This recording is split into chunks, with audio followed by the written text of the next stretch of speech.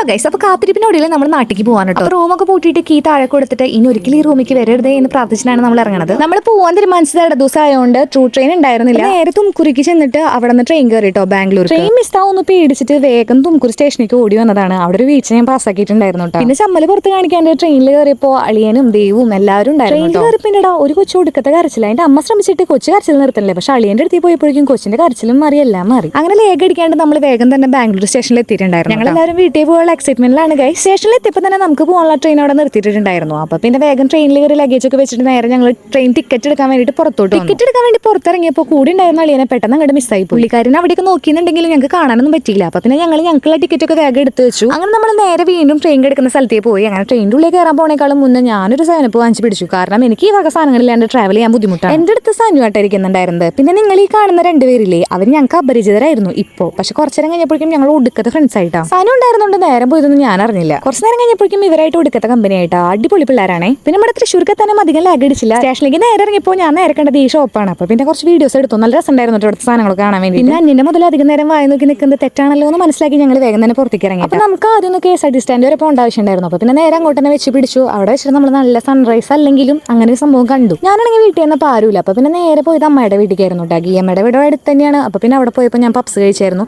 പിന്നെ വൈകിട്ട് ശിവാനെ ട്യൂഷൻ കൊണ്ടുവരാൻ പോയി. അവളെന്നെ കണ്ടപ്പോൾ സർപ്രൈസ് ആയി. അപ്പോൾ നിങ്ങൾക്ക് വീഡിയോ ഇഷ്ടമെങ്കിൽ ലൈക്ക് ചെയ്യുക, ഷെയർ ചെയ്യുക, സബ്സ്ക്രൈബ് ചെയ്യുക. അപ്പോൾ ഓക്കെ ഗൈസ്, ബൈ.